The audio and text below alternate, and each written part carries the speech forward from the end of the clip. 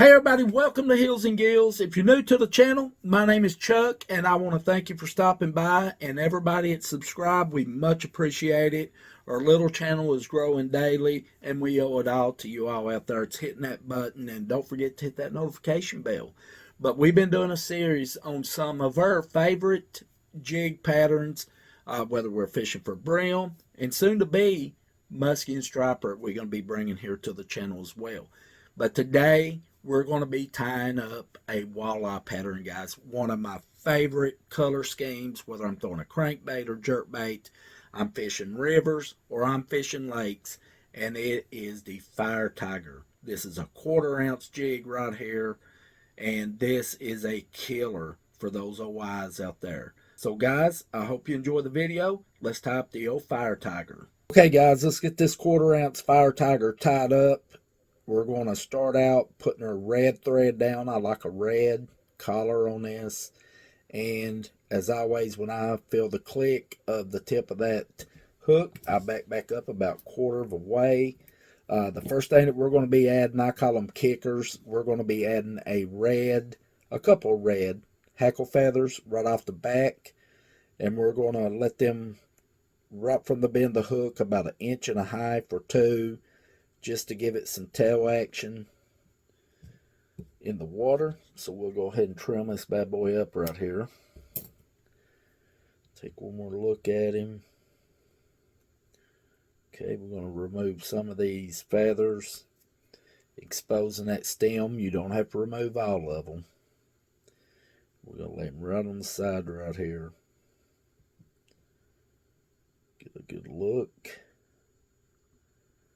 Then we're just going to go ahead and get this tied in right here. Yeah, that looks pretty good. We want it laid right on the side of the shank of the hook. So I'm going to give it several turns here. Come back down about midpoint, and we're going to get our other one. And we're going to measure out and try to get about the same as possible here. It doesn't have to be exactly the same, but just about as close as we can get it. Or feathers off the stem, that is. Looks pretty good. Gonna lay it right on the other side of the stem. Give him a few wraps. Look at him right there. That looks pretty good. And then I'm just gonna lay some wraps right down the shank of this hook, tying them stems in really good. This is, as we were saying, a walleye type jig, and we really want those hackle feathers tied in good. So I'm going to run right back up to the back of the jig head, and the first thing I'm going to do before we go any further is I'm going to lay just a little bit of crazy glue right down on the shank, and then I'm going to take a spent brush and I'm just going to work that in right there. I'm going to let it go all around that thread, around the shank of that hook, locking those feathers in. So we got our hackle feathers glued in. So next we're going to add some orange bucktail. It's not going to take much at all, just a little bit, because we're going to be stacking 4 colors on this tie right here. So I'll get my scissors. About right there is about how much we need. Just a little bit for this tie right here. Now I'm going to have to stack it some, because I really don't need such long hairs on this tie right here. So we'll take some measurement right here.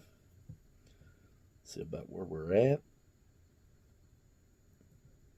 That looks pretty good. So we'll go ahead and we will trim these down right here, just like so. Then we're going to lay it right on top of that shank, bumping right up against that jig head. And we're going to give him one loose tie and then a couple of tight ones right there. Take a look at him, see how good he's looking.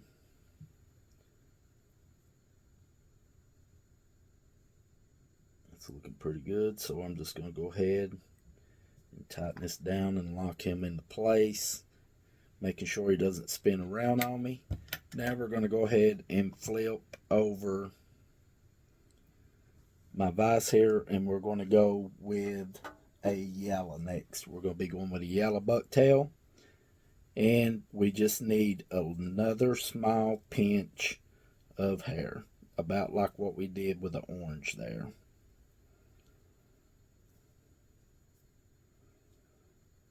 So right there looks pretty good.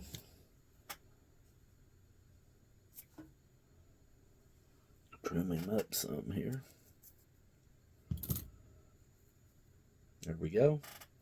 And again, I'm going to kind of hold it up there, removing some of the longer hairs, stacking a few to make sure it's going to be pretty much same as the orange bucktail that we've just added.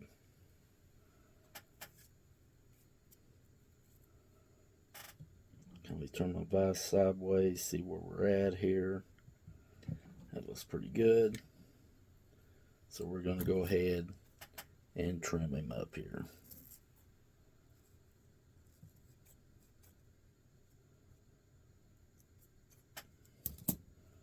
Just like so.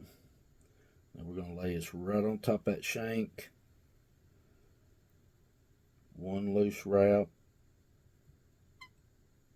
And then we'll give him a couple of tight ones there.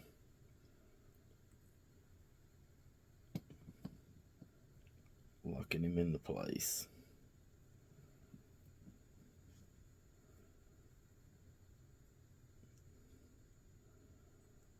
We'll give him a couple of tight ones there to make sure he's not going to go anywhere. That way I can take a look at him. And the next color we're going to be going with is a green. So again, another small amount of the green. Just like we did with the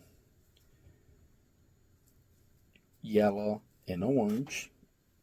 We'll pinch this up here.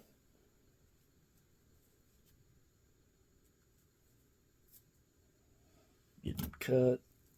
Clean him off a little. And then we're going to take another look at him here, and I'm going to have to stack a few more of these longer hairs.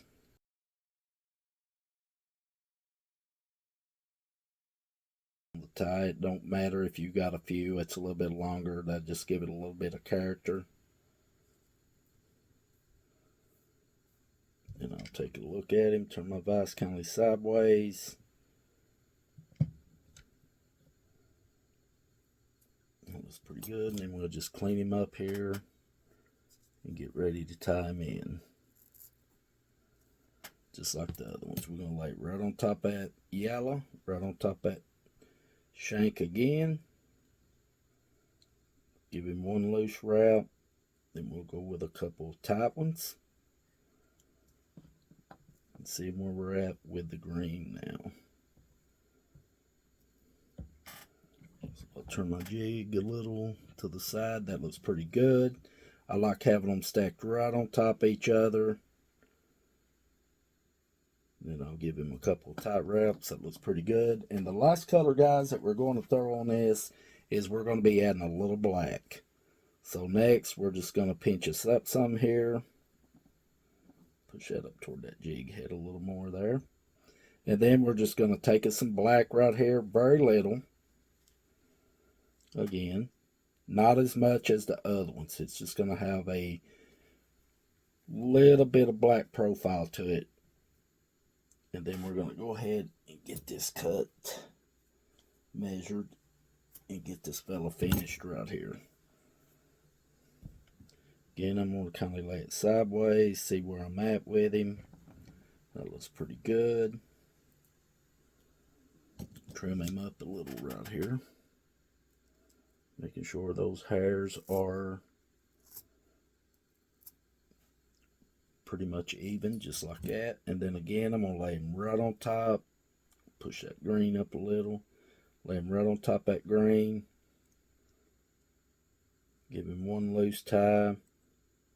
Seating him in. And then a couple of tight ones. See where we're at here.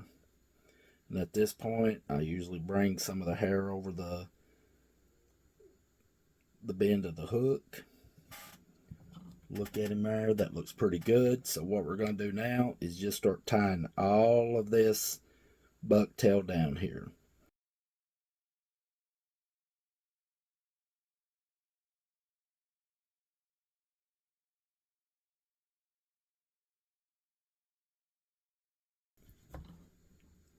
There we go. Now I'm just going to flip my jig back around, bring everything up, look at him, make sure everything's looking good before I do my whip finish on him. I like it right there. So we're going to go ahead and we're going to do our whip finish to it. So we're going to do a 5 plus 5.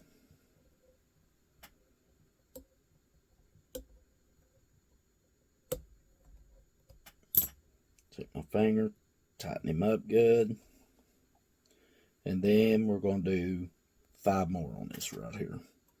Because any of my bigger jigs, from walleye up to bass, muskie, and so on, I usually do 5 or so.